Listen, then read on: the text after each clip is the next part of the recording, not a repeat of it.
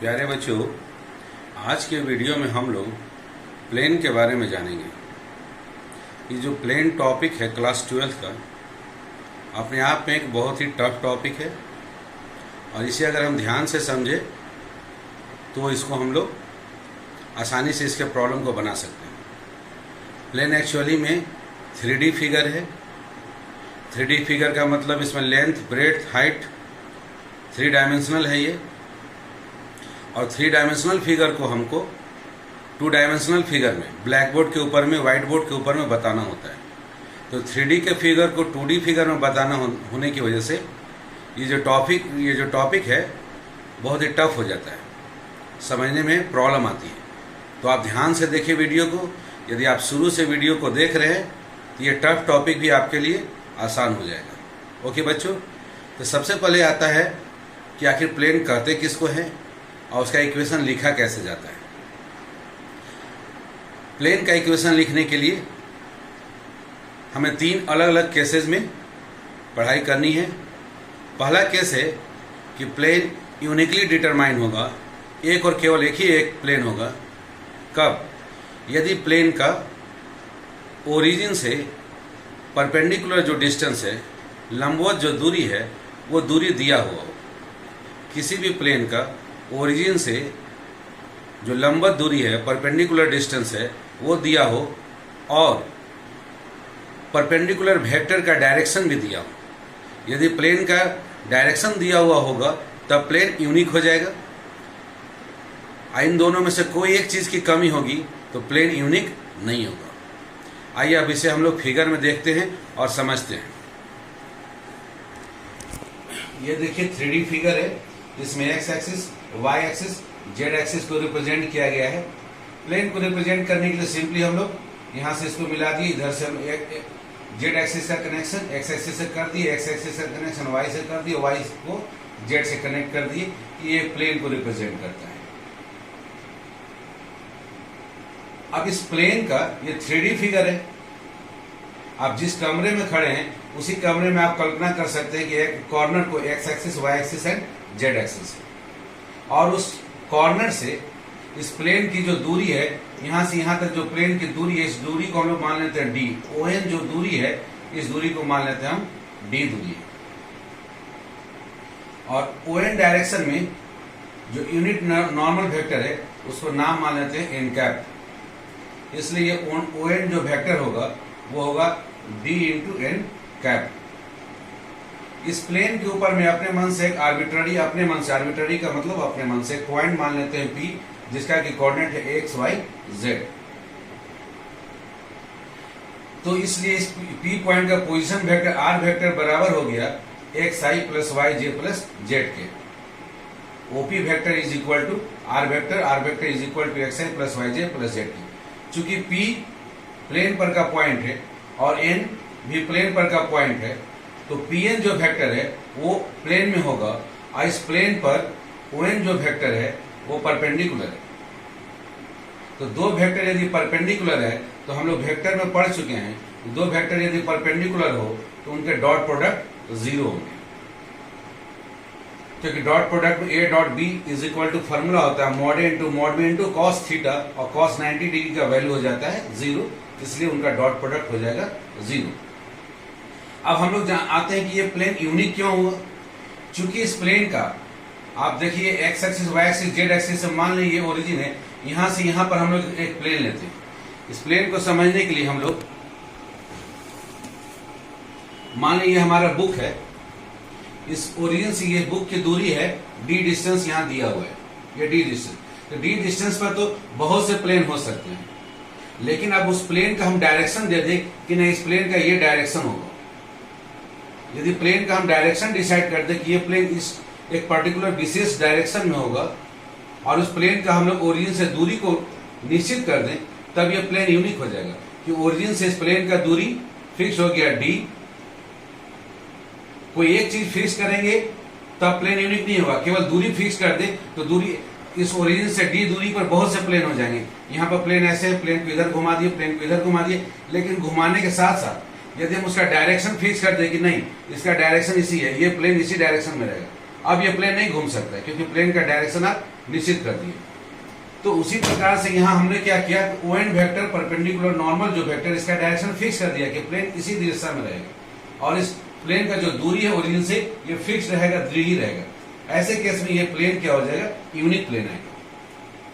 और इस तरह के प्लेन के इक्वेशन को हम लोग बोलते हैं प्लेन का इक्वेशन इन नॉर्मल फॉर्म। आइए अब हम इसको लिखते कैसे। A plane is uniquely determined, मतलब एक प्लेन यूनिक होगा if normal to the plane, यदि प्लेन पर जो नॉर्मल है सो एंड इट्स डिस्टेंस, और उस प्लेन का ओरिजिन से जो दूरी है वो दिया हुआ हो। अ प्लेन इज यूनिकली डिटरमाइंड, एक प्लेन यूनिकली डिटरमाइंड होगा, एक प्लेन यूनिकली निश्चित होगा। इफ कब, शर्त क्या क्या है, if the normal to the plane, एक चीज तो आपका नॉर्मल दिया हो, normal to the plane, and दूसरा उस प्लेन का डिस्टेंस ओरिजिन से दिया हुआ हो। ये दो चीज यदि दिया हुआ हो तो प्लेन क्या हो जाएगा, यूनिक प्लेन हो जाएगा। अब प्लेन के इसी फॉर्म को हम लोग बोलते हैं प्लेन का ये नॉर्मल फॉर्म है। प्लेन का इक्वेशन हम लोग सीखेंगे। प्लेन का इक्वेशन हम लोग तीन फॉर्म में जानना है। पहला फॉर्म है नॉर्मल फॉर्म, तो आज के वीडियो में हम लोग नॉर्मल फॉर्म को देखेंगे। नेक्स्ट वीडियो में हम लोग दूसरे केसेस को देखेंगे। तो a plane is uniquely determined if the normal to the plane, यदि प्लेन पर का जो नॉर्मल है सो दिया हो और उस प्लेन का ओरिजिन से दूरी दिया हुआ हो, अर्थात वो नॉर्मल वेक्टर, जो भी नॉर्मल वेक्टर है उस नॉर्मल वेक्टर का ओरिजिन से लेकर प्लेन तक का दूरी दिया हुआ हो। आइए अब हम लोग इसके इक्वेशन को लिखते हैं। Let us consider a plane, हम लोग मान लेते हैं इस प्लेन को whose perpendicular distance from origin, origin से इसका जो परपेंडिकुलर डिस्टेंस है प्लेन का, उस दूरी को मान लेते हैं हम लोग डी मान लेते हैं। डी का वैल्यू जो परपेंडिकुलर डिस्टेंस है, जैसे अभी हम लोग प्लेन दिखाएंगे, ये मेरा हाथ भी एक प्लेन है, तो ओरिजिन से इस प्लेन का दूरी को मान लिए हम लोग डी मान लिए, और ये दूरी हम लोग जीरो नहीं लेंगे। एंड एन कैप, और इस हाथ को, ये हाथ मेरा ये प्लेन यूनिक हो, इसके लिए क्या करना होगा हमको, इसका डायरेक्शन को फिक्स करना होगा। इसका डायरेक्शन को फिक्स किया, हम इसी डायरेक्शन में लेंगे तब ये हाथ फिक्स हो जाएगा। अगर डायरेक्शन इधर चेंज करेंगे तो मेरा प्लेन भी चेंज हो जाएगा। इसलिए दोनों चीज, यदि दूरी दिया हो और डायरेक्शन भी दिया हो, तब प्लेन हमारा यूनिक, एक और केवल एक ही प्लेन होगा। उसी प्लेन का इक्वेशन निकालते हैं। Let us consider a plane, एक प्लेन हम लोग कंसीडर करते हैं उस perpendicular distance from origin, origin से उसका परपेंडिकुलर दूरी जो है वो डी है, डी का वैल्यू जीरो नहीं हो सकता है। And n cap is the unit normal vector along the normal O N, ये जो परपेंडिकुलर है उसके अलावा में एन कैप हम लोग यूनिट नॉर्मल वेक्टर लिए हैं। तो ओ एन वेक्टर का वैल्यू क्या हो जाएगा, चूंकि ओ एन का मैग्नीट्यूड डी दिया है और उसी के डायरेक्शन में, नॉर्मल वेक्टर के डायरेक्शन में यूनिट वेक्टर का नाम है एन कैप, तो ओ एन वेक्टर का वैल्यू हो जाएगा d N cap. Let P x y z एक आर्बिट्ररी पॉइंट है, be any arbitrary point on the plane, इस प्लेन के ऊपर में है, विथ पोजीशन वेक्टर, इस पी पॉइंट का पोजीशन वेक्टर है आर वेक्टर। क्लियरली अभी समझाएं, पी पॉइंट प्लेन में है, एन पॉइंट भी प्लेन में है, तो आपका ये जो कनेक्ट करने वाला है एनपी वेक्टर, ये एनपी वेक्टर भी प्लेन के अंदर में है और उस प्लेन पर ओएन क्या है, नॉर्मल है, परपेंडिकुलर है, इसलिए on vector NP vector on vector पर परपेंडिकुलर है, या ओएन वेक्टर एनपी वेक्टर पर परपेंडिकुलर है। दो वेक्टर यदि परपेंडिकुलर हैं तो दोनों के डॉट प्रोडक्ट क्या होते हैं, जीरो होते हैं। ये क्यों जीरो होता है आप मेरे वेक्टर के वीडियो में देखेंगे, इसको बहुत ही डिटेल में एक्सप्लेन किया गया है कि क्यों ये जीरो होता है। अभी आप यही जानेंगे, यदि दो वेक्टर परपेंडिकुलर है तो उनके डॉट प्रोडक्ट जीरो होंगे।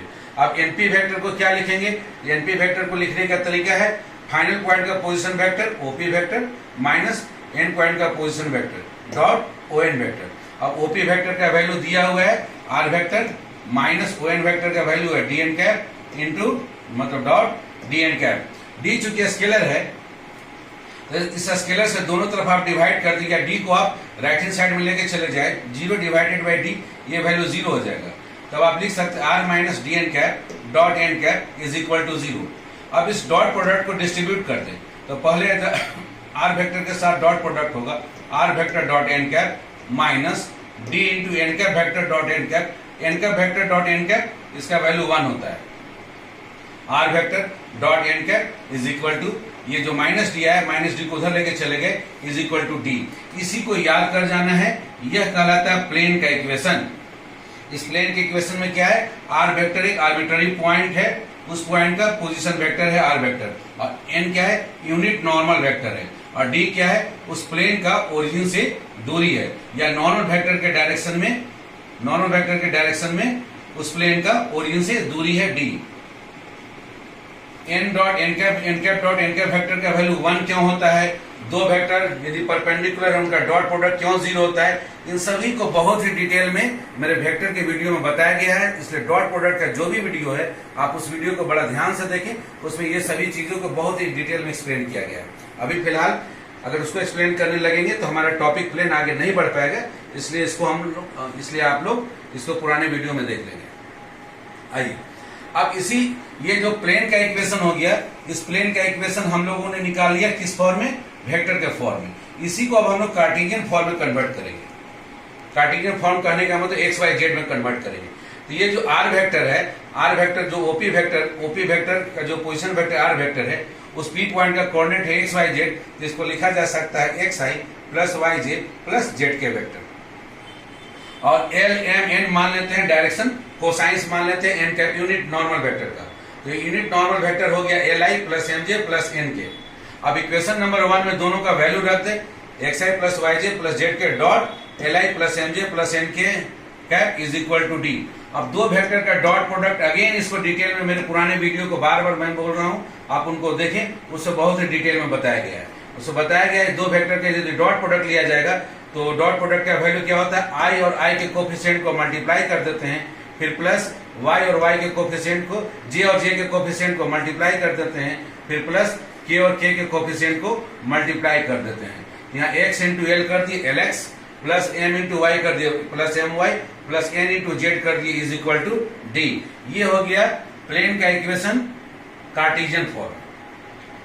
कभी कभी बच्चों प्लेन का इक्वेशन ये स्टैंडर्ड नॉर्मल फॉर्म में ना देकर एग्जाम में थोड़ा सा चेंज देता है। क्या देता है उसको भी आप नोट कर लें।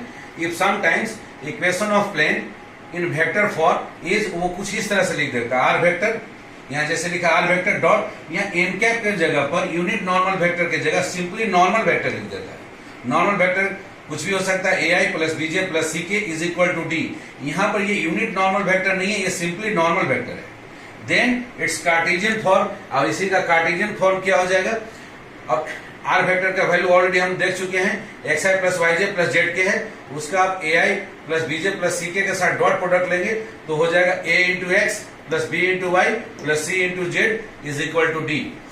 ये कार्टेशियन फॉर्म में हो गया प्लेन का इक्वेशन, ये वेक्टर फॉर्म में हो गया। लेकिन इसमें ध्यान दीजिएगा ये स्टैंडर्ड नॉर्मल फॉर्म नहीं है। यहाँ पर ये जो है ये यूनिट नॉर्मल वेक्टर नहीं है, एक सिंपली नॉर्मल वेक्टर है। इसलिए ए बी सी क्या कहलाता है, A B C are the direction ratios है, ये डायरेक्शन कोसाइन नहीं है। किसका है, नॉर्मल वेक्टर का टू द प्लेन। प्लेन पर जो नॉर्मल वेक्टर है उस नॉर्मल वेक्टर का ये a B c direction ratios है। जबकि स्टैंडर्ड फॉर्म में जो एल एम एन होता है ये डायरेक्शन कोसाइन होता है। किसका, यूनिट नॉर्मल वेक्टर का। और यहाँ जो एन कैप लिखा गया है ये यूनिट नॉर्मल वेक्टर है। इक्वेशन नंबर 1 और इक्वेशन नंबर 2 ये स्टैंडर्ड नॉर्मल फॉर्म कहलाते हैं। यहाँ पर जो वेक्टर होता है वो यूनिट नॉर्मल वेक्टर के फॉर्म में होता है। लेकिन कभी कभी एग्जामिनर यूनिट नॉर्मल में ना देकर वो नॉर्मल वेक्टर के फॉर्म में दे सकता है क्वेश्चन को ट्विस्ट करने के लिए, तो आप इसको ध्यान देंगे, अलर्ट रहेंगे। आइए बच्चों मात्र इतना ही डिफिनेशन और इतना ही कंसेप्ट पर देखिए।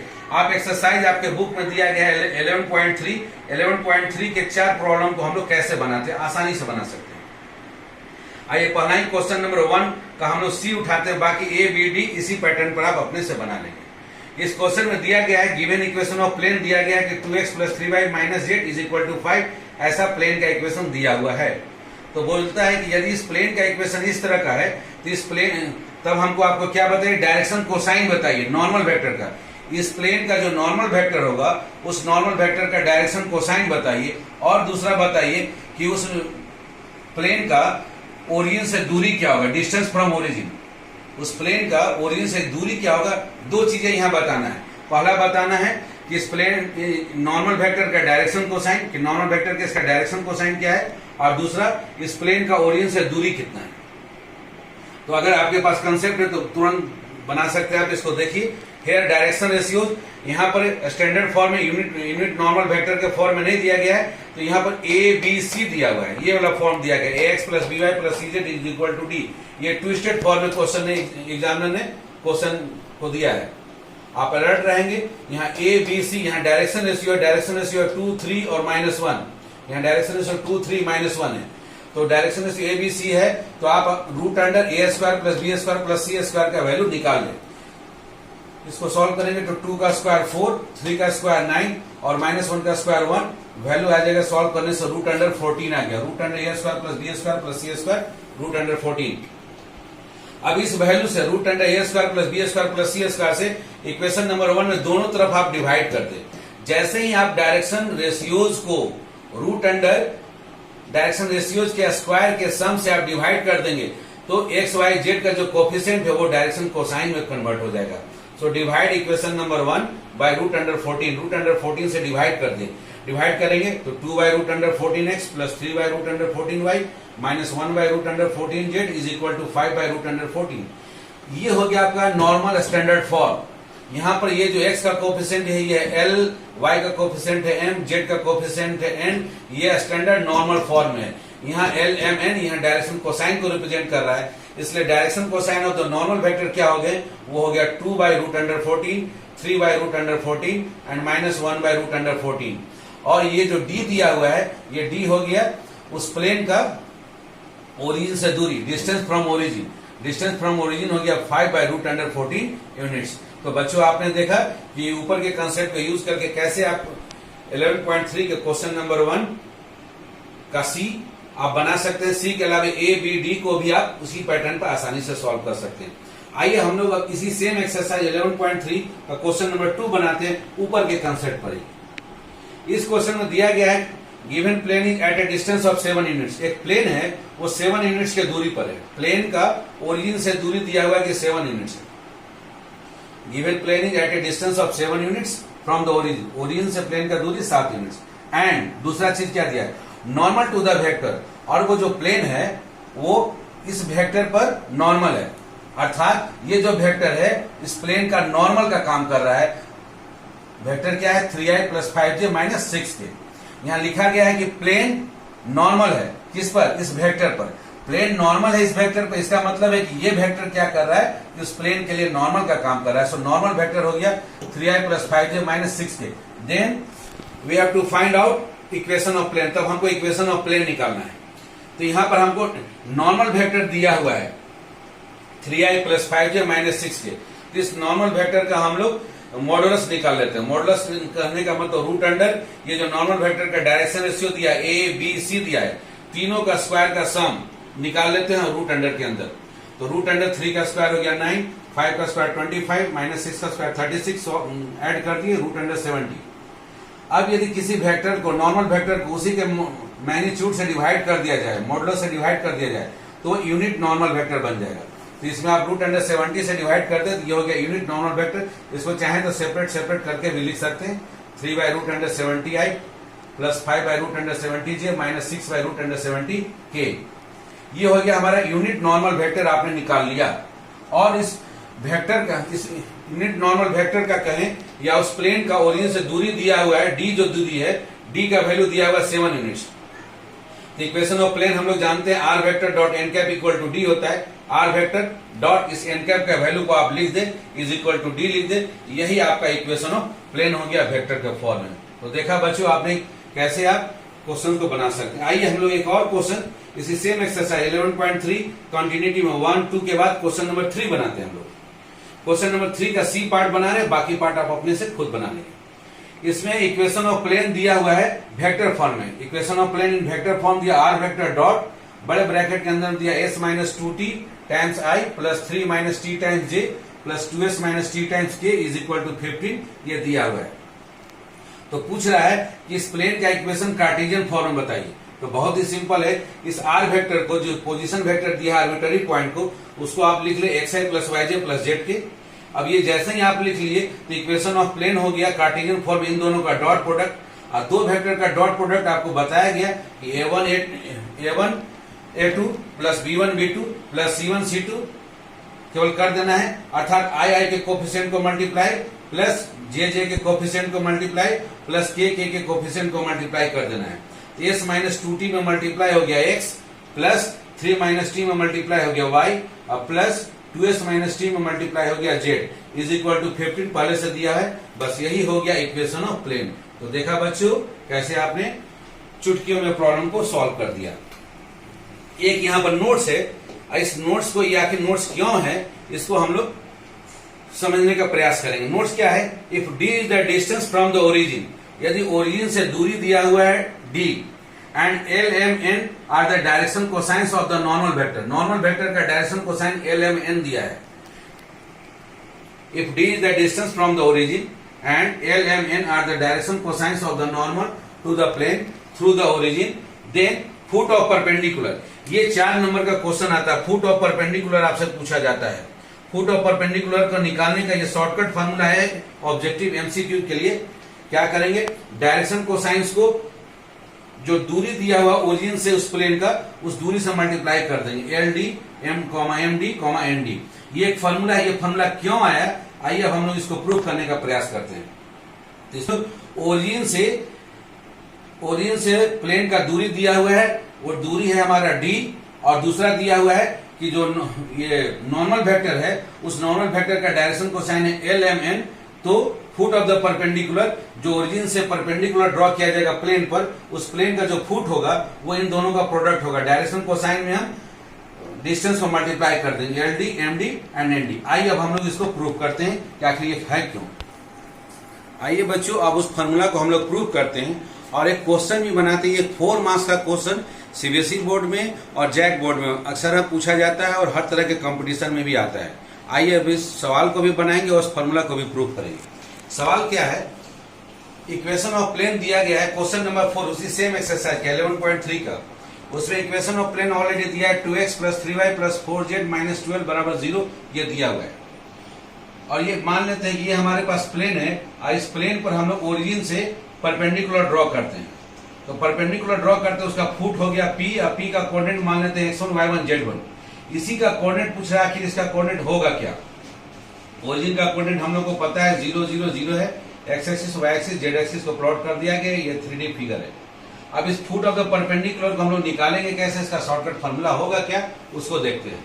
Late foot of the perpendicular drawn from origin, origin से जो ड्रॉ किया गया टू द प्लेन, प्लेन के ऊपर में, उसको मान लिए p x1 y1 z1 मान लिए। अब यदि 2 पॉइंट दिया o और p दिया हुआ है तो उसका डायरेक्शन रेशियो निकालने का फॉर्मूला हम लोग जानते हैं, x2 minus x1 y2 minus y1 z2 minus z1। इसको डिटेल में बताया गया आपको। Therefore direction ratios of OP vector बराबर हो जाएगा x2 माइनस x1 का मतलब x1 minus 0, y1 minus 0, z1 minus 0, अर्थात OP वेक्टर का जो डायरेक्शन रेशियो हो गया वो x1 y1 z1 हो गया। यहाँ पर इस क्वेश्चन में नॉर्मल वेक्टर फिर आपको बताया गया, क्वेश्चन ट्विस्टेड फॉर्म में डाला गया है। यह नॉर्मल वेक्टर है, यूनिट नॉर्मल वेक्टर नहीं है, यह स्टैंडर्ड फॉर्म में नहीं है। तो नॉर्मल वेक्टर है आपका, यहाँ डायरेक्शन रेशियो नॉर्मल वेक्टर का है 2 3 4, अर्थात 2i plus 3j plus 4k। इसलिए नॉर्मल वेक्टर का हम लोग मॉडुलस निकालिए, अंडर रूट 2 का स्क्वायर प्लस 3 का स्क्वायर प्लस 4 का स्क्वायर। तो 2 का स्क्वायर हो गया 4 प्लस 9 प्लस 16, ये आ गया रूट अंडर 29। नॉर्मल वेक्टर का जो मॉडुलस आ गया, इसका वैल्यू आ गया रूट अंडर 29।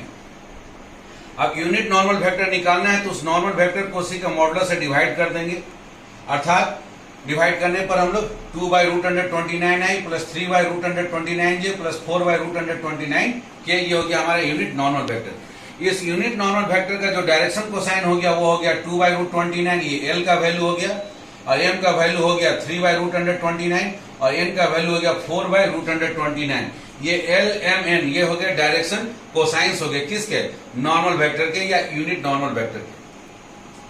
अब आइए डायरेक्शन हम लोग जानते हैं कि जब किसी भी एक वेक्टर का या किसी भी एक लाइन का, वेक्टर हो या लाइन हो, उसका डायरेक्शन रेशियो और डायरेक्शन कोसाइन दिया है, तो डायरेक्शन रेशियो क्या होता है, डायरेक्शन कोसाइन के प्रोपोर्शनल होता है। तो यहाँ भी direction ratio and direction cosine of normal vector are proportional. ये नॉर्मल वेक्टर के लिए है या किसी भी लाइन के लिए या किसी भी वेक्टर पर लागू होता है, उस लाइन का जो direction ratio and direction cosine होता है आपस में प्रोपोर्शनल होता है।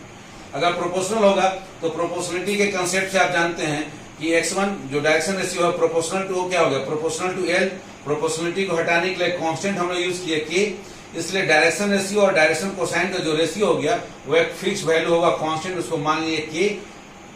तो x1 by l is equal to y1 by m is equal to z1 by n is equal to मान लिए कांस्टेंट। इससे आप x1 का वैल्यू निकालिए, l k हो गया, y1 का वैल्यू निकालिए m के और z1 का वैल्यू निकालिए n के। x1 का वैल्यू l के और l का वैल्यू पहले से निकला हुआ 2/√129 के आ गया। y1 का वैल्यू m के और m का वैल्यू पहले से है 3/√129, सो y1 का वैल्यू हो गया 3k डिवाइडेड बाय √129।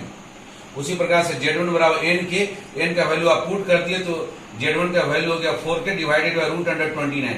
अब ये x1 y1 z1 ये तीनों पॉइंट प्लेन पर का पॉइंट है, अर्थात ये तीनों ये जो पॉइंट आया ये पॉइंट सेटिस्फाई करेगा, किसको सेटिस्फाई करेगा? इक्वेशन ऑफ प्लेन को सेटिस्फाई करेगा।